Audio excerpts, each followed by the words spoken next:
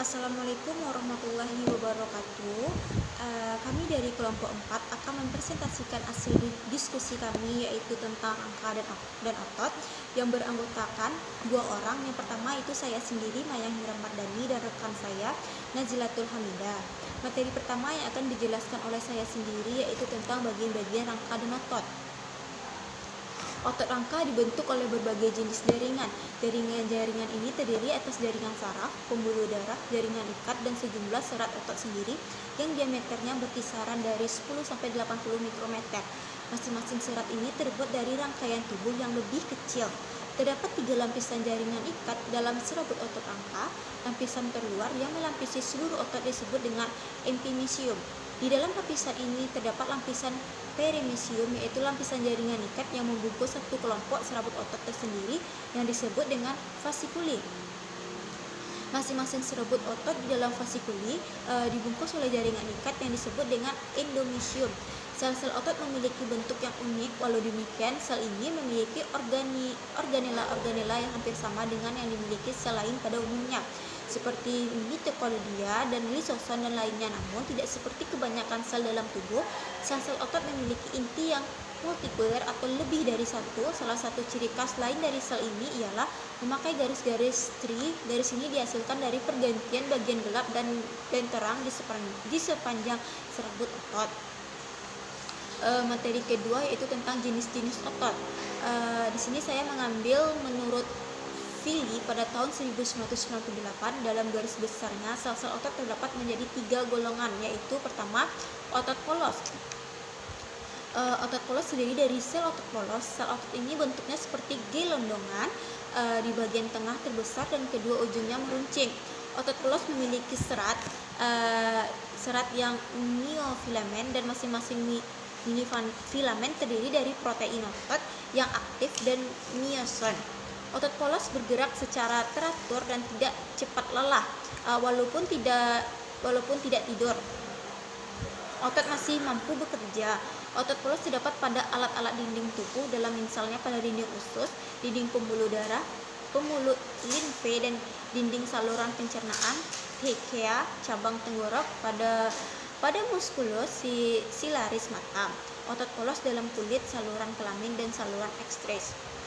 Kedua yaitu tentang otot lurik.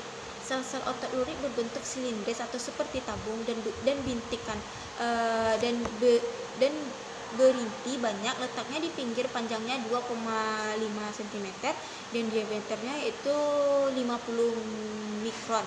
Sel otot lurik ujungnya selnya tidak menunjukkan batas yang jelas dan miofibril, tidak homogen. Akibatnya tampak serat-seratan lintang. Otot lurik dibedakan menjadi 3 macam, yaitu otot rangka, otot lurik, dan otot lingkar. Otot rangka mempunyai hubungan dengan tulang dan berfungsi menggerakkan tulang. Otot ini bila dilihat di bawah mikroskop, maka tampak susunannya serabut-serabut panjang yang mengandung banyak inti sel dan tampak adanya garis-garis terang di selingi gelap yang melintang. Cara kerja otot lurik ini yaitu bila otot lurik berkontraksi maka menjadi pendek dan setiap serabut turut dengan kontraksi. Otot-otot jenis ini hanya berkontraksi jika rangsangan oleh rangsangan saraf sadar. Kerja otot lurik adalah bersifat sadar, karena itu disebut dengan otot sadar, artinya bekerja menurut kemauan, karena itu disebut otot sadar, artinya bekerja menurut kemauan atau perintah otak. Selanjutnya yaitu otot jantung. Otot jantung merupakan otot istimewa. Otot ini bentuknya seperti otot lurik. Perbedaannya ialah bahwa serabut bercabang dan bersambung satu sama lain, berciri merah khas dan tidak dapat dikendalikan kemauan. Kontraksi tidak dipengaruhi saraf. Fungsi saraf hanya untuk percepat atau memperlambat kontraksi. Karena itu disebut otot tak sadar. Otot jantung ini ditemukan hanya pada jantung, mempunyai kemauan khusus untuk mengadakan kontraksi otomatis dan gerak tanpa tergantung pada ada dan tidaknya rangsangan saraf. Cara kerja otot jantung ini disebut myogenik yang membedakan dengan neurogenik. Selanjutnya yaitu tentang fungsi otot. Fungsi umum otot sebagai alat penggerak tubuh termasuk. Selanjutnya yaitu tentang fungsi otot. Fungsi otot sebagai alat penggerak tubuh. termasuk anggota badan, usus, paru-paru, dan lainnya. Fungsi sistem rangka adalah yang pertama yaitu penyanggang. Penyanggang yaitu untuk berdirinya tubuh, tempat melekatnya ligamen, otot, jaringan lunak, dan organ. Yang kedua yaitu sebagai penyimpanan mineral seperti kalsium dan fosfat dan lipid. Yang ketiga yaitu pelindung. Pelindung di sini membentuk rongga, melindungi organ yang halus dan lunak. Yang keempat itu penggerak. Penggerak di sini dapat dijelaskan yaitu dapat mengubah arah dan kekuatan otot rangka saat bergerak dan adanya persendian. Fungsi sistem otot rangka itu pertama itu menghasilkan gerakan rangka, yang kedua itu mempertahankan sikap dan posisi tubuh, yang ketiga itu menyongkong jaringan lunak, yang keempat itu menunjukkan pintu masuk dan keluar saluran dalam sistem tubuh, yang kelima itu mempertahankan suhu tubuh, kontraksi otot seperti energi menjadi panas. Sekianlah materi dari saya. Assalamualaikum warahmatullahi wabarakatuh. Baiklah, saya Nazatul Hamidah NIM 203081 akan melanjutkan materi bentuk otot dan tonus otot. Yang pertama, jaringan otot terdiri dari sel-sel otot yang bentuknya panjang dan ramping. Tiap-tiap sel otot mempunyai serabut otot dan beberapa serabut otot ini dikumpulkan menjadi sebuah alat tubuh yang disebut dengan otot.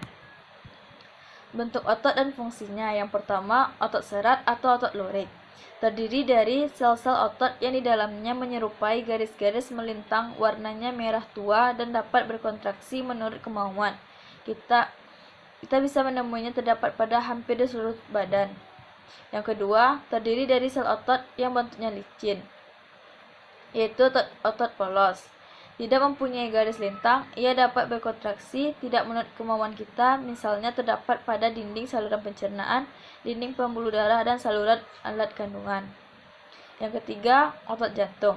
Ciri-cirinya adalah bentuk serat lintang, tapi berkontraksi tidak di bawah pengaruh kemauan kita. Jika otot bekerja keras, lama-kelamaan otot menjadi besar, dan jika otot tidak dipergunakan, maka ia akan mengecil.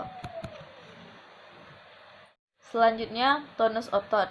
Tonus otot adalah kontraksi otot yang terjadi dan selalu dipertahankan keberadaannya oleh otot itu sendiri.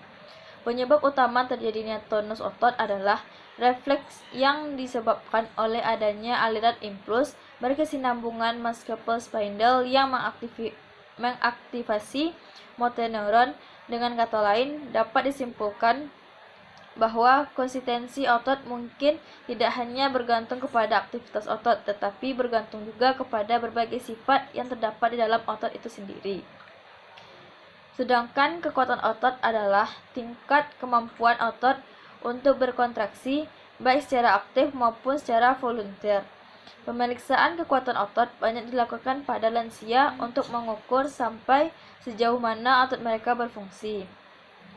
Hal ini dikarenakan pada orang yang sudah tua, kekuatan otot mereka sudah sangat lemah, bahkan ada yang tidak bisa berkontraksi sama sekali. Ada beberapa cara membedakannya, yaitu dengan palpasi, perabaan, rangsang refleks, dan tes prapaska terapi. Selanjutnya, kelainan atau gangguan pada otot. Yang pertama, distrofi otot. Distrofi menyebabkan otot melemah. Gangguan ini bersifat genetik alias diturunkan dari orang tua ke anak. Penyebabnya adalah mutasi gen yang berperan menjalani fungsi dan pembentukan struktur otot. Pada kasus ini, yang parah, distrofi otot bisa mempengaruhi jantung dan otot pernafasan lainnya. Hingga kini belum ada obat yang menyembuhkan distrofi. Pengobatan hanya ditunjukkan untuk meringankan gejala penyakit, cacat fisik, dan masalah kesehatan mental lainnya. Penyakit Parkinson. Parkinson disebabkan karena sel saraf otot tidak menghasilkan cukup dopamin. Parkinson juga merupakan penyakit genetik dan dipengaruhi oleh usia yang sudah tua. Gangguan ini membuat pengidapnya sulit mengendalikan pergerakan otot tubuh sehingga mengalami tremor atau gerakan gemeter tidak terkendali pada tangan, lengan, kaki, wajah, dan anggota gerak lainnya. Bila terus memburuk, pengidap Parkinson mengalami kesulitan berjalan, berbicara, dan beraktivitas. Yang ketiga, fibromialgia. Ditandai rasa nyeri di bagian tubuh tertentu. Gejalanya berupa nyeri, otot kaku, mudah lelah, sakit kepala, sulit tidur, dan gangguan memori.